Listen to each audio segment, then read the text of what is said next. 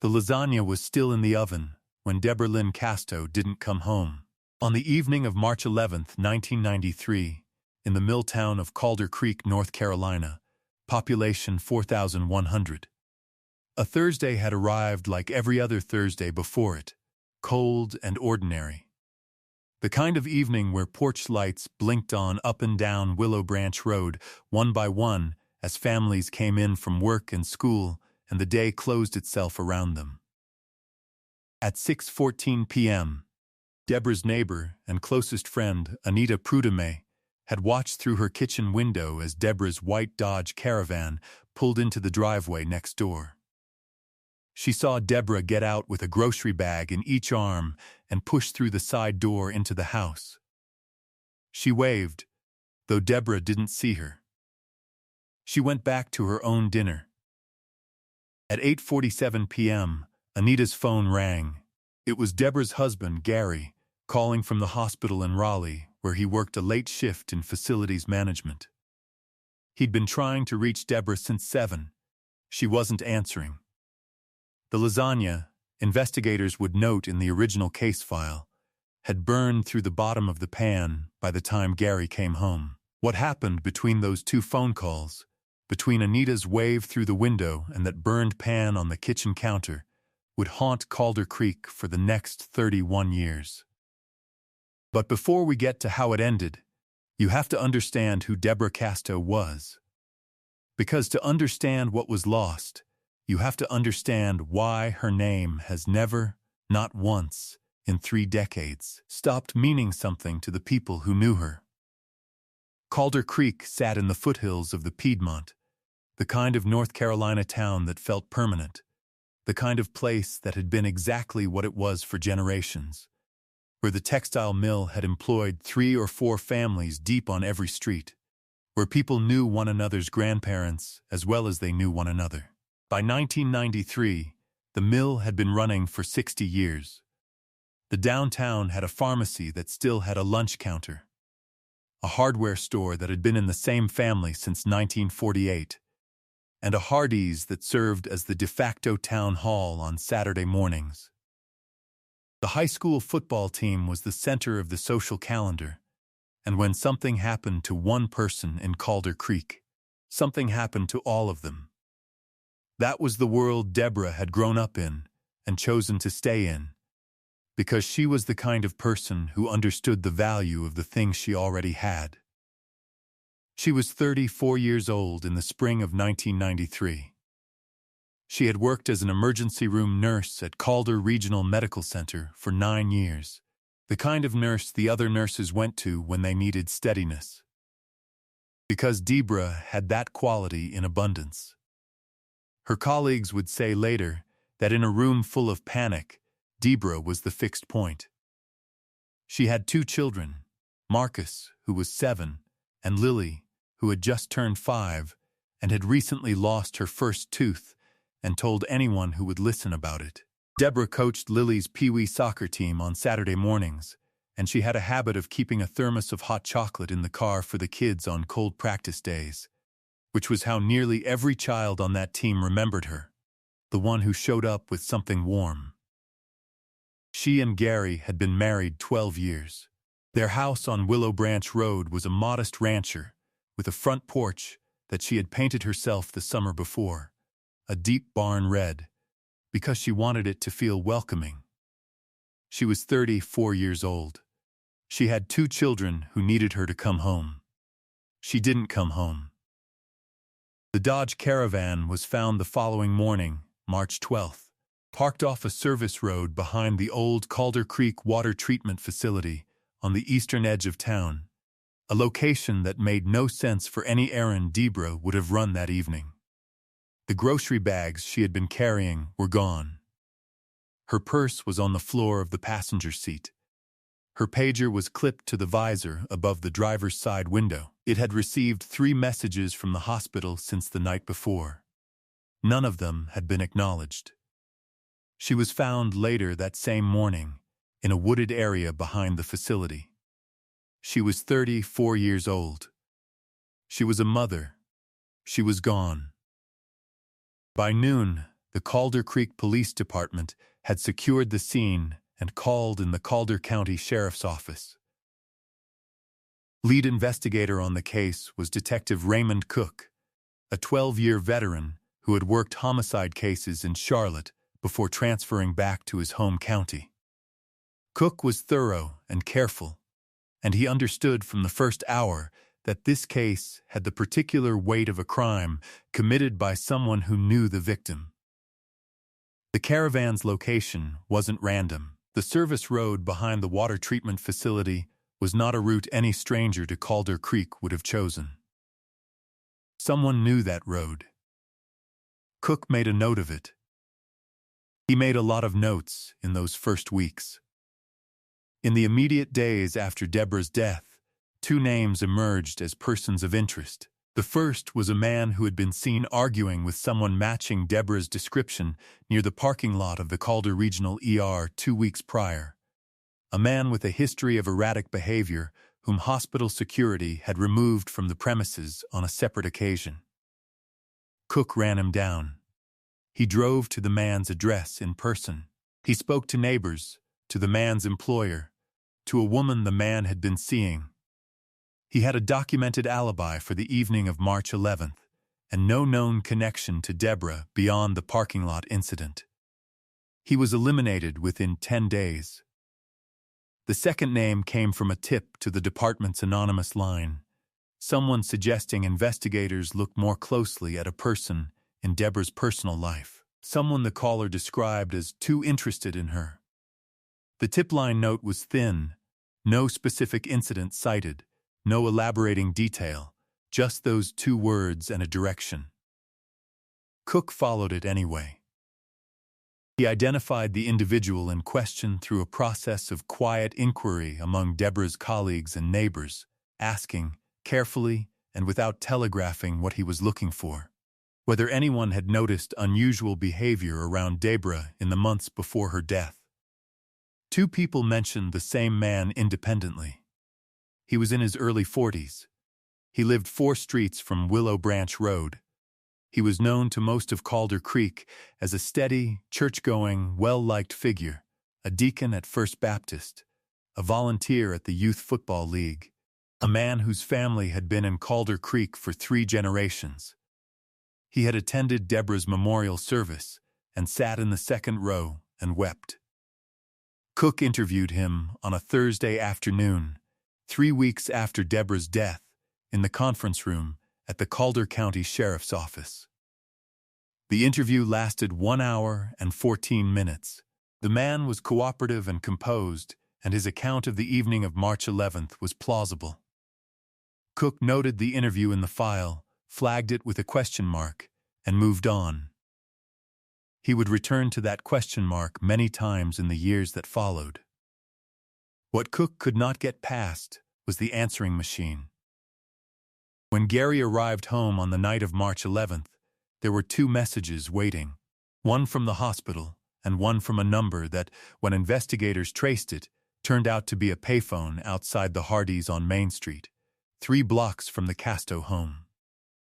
The call had been placed at 6:52 p.m., 38 minutes after Anita Prudomi had watched Deborah pull into the driveway.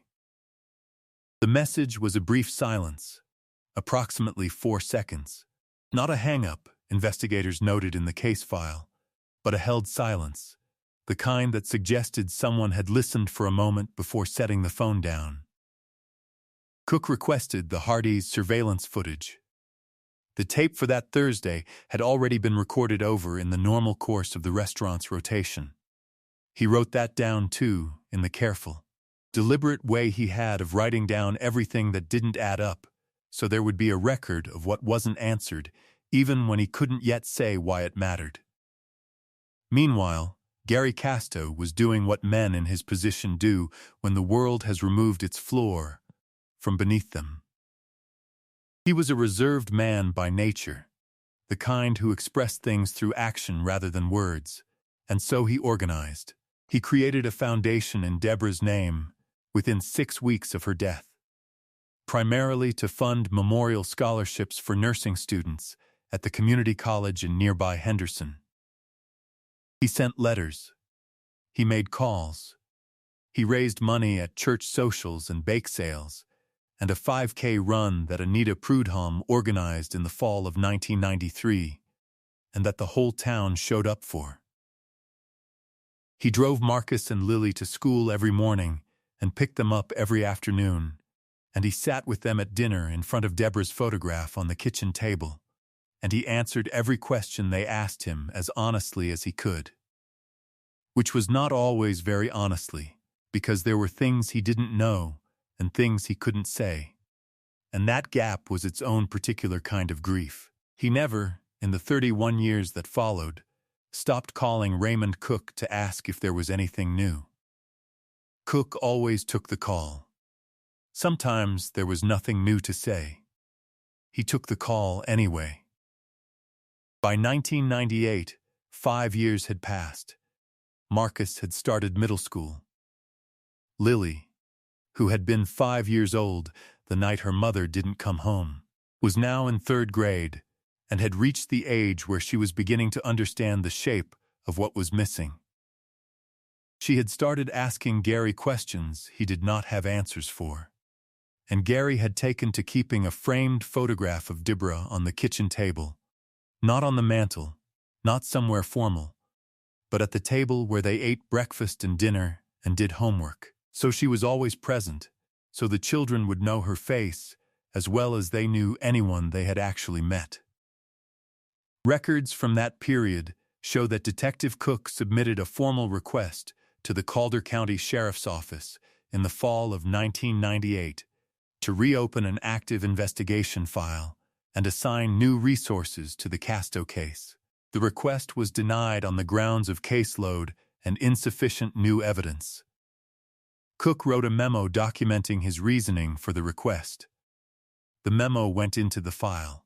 By 2001, Cook filed the request again, this time citing a newly established state cold case review board and a specific piece of the original physical evidence he believed could yield more than it had in 1993 if resubmitted to a state lab with updated equipment.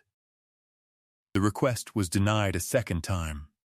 He was told to wait for the review board's own scheduling process.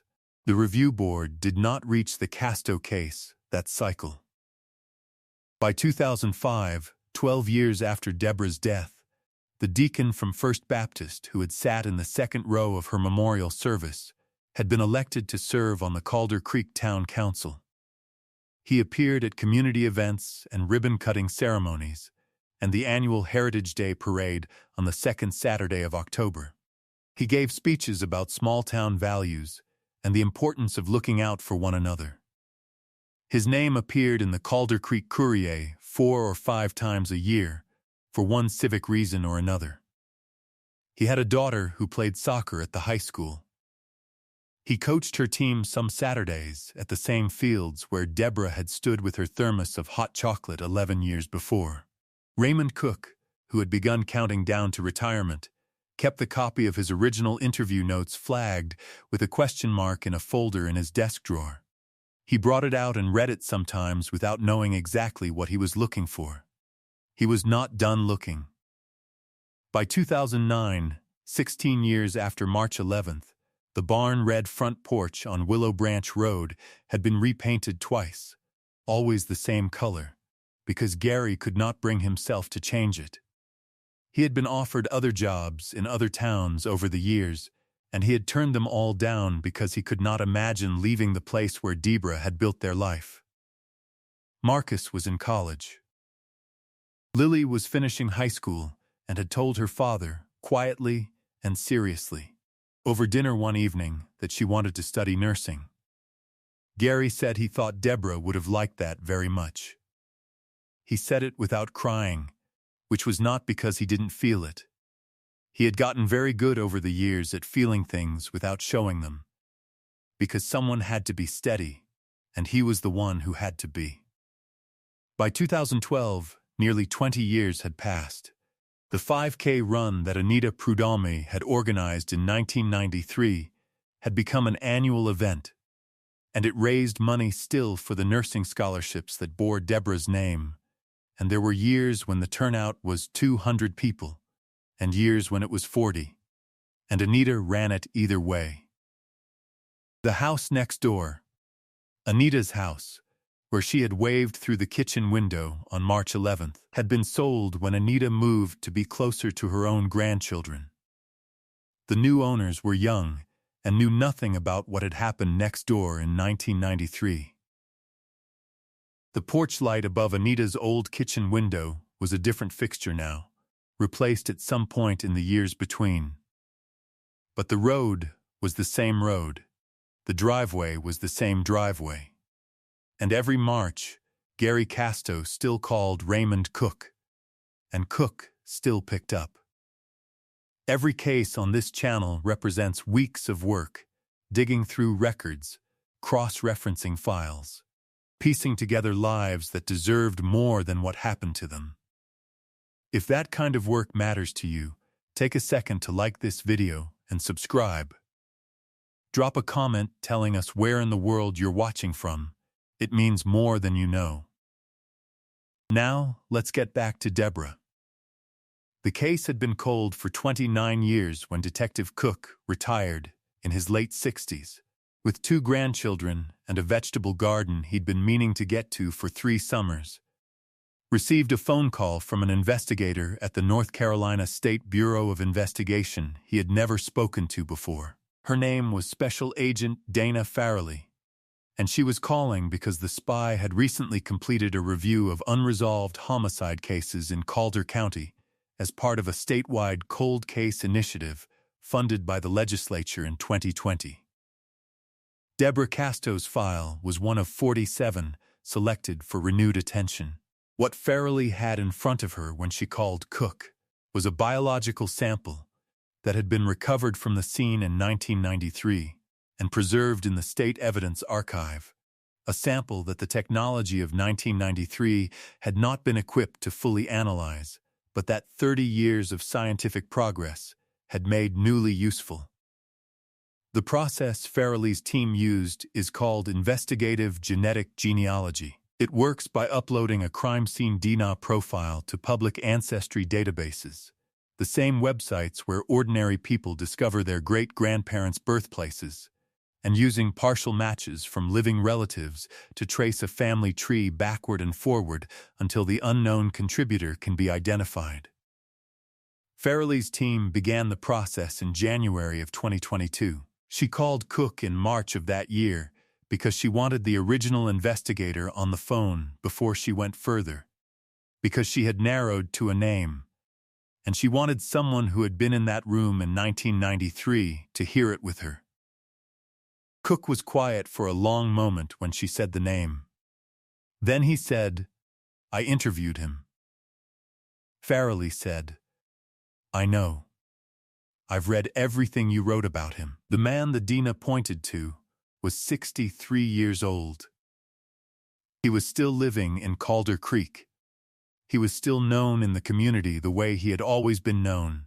Steady, present, valued, he still attended First Baptist. His daughter had graduated from nursing school, as it happened, on a scholarship from the foundation Gary Casto had started in Deborah's name. He had been to the 20th and 25th anniversary memorial events. He had shaken Gary's hand at both of them. Records show that a search warrant for a biological sample was obtained within 72 hours of Farrelly's call. The sample was collected. The lab confirmed what the genealogy database had indicated. The match was conclusive. He was arrested on a Tuesday morning in September of 2022 at his home on Maple Street, 4 streets from Willow Branch Road. The arresting officers arrived at 7:15. He answered the door in a cardigan. He did not resist. He said nothing. Court documents confirm that he was taken to the Calder County Detention Center without incident, and that his booking photograph showed a man who looked, to anyone who didn't know what he had done, like someone's grandfather. The news reached Calder Creek by mid-morning. People stood in the parking lot of the pharmacy on Main Street and talked in low voices. The woman, who had been Deborah's charge nurse for 7 years, sat down on a bench outside the hospital and couldn't get up for 20 minutes. A man who had coached youth football alongside the arrested man for 11 seasons threw his cap into the road and stood there looking at it. At First Baptist, the minister called an emergency prayer meeting. The word that people kept using in the pharmacy parking lot and outside the hospital and in text messages across Calder Creek that morning was not the word in the title of this video. The word people kept using was how, not who. They knew who now. They wanted to understand how. How had he sat in the second row of her memorial? How had he shaken Gary's hand? How had he coached girls' soccer and spoken at town council meetings and gone on for 30 years while Deborah's children grew up without her? How had they not known? In October of 2023, following a guilty plea entered to avoid trial, he was sentenced to life imprisonment without the possibility of parole. Court documents show that he offered no statement at sentencing. Gary Casto was present in the courtroom. Lily was beside him. Marcus was on his other side. When the sentence was handed down, Gary did not speak. He sat with his hands folded on the table in front of him and looked at the man in the cardigan for a long time. And then he looked away.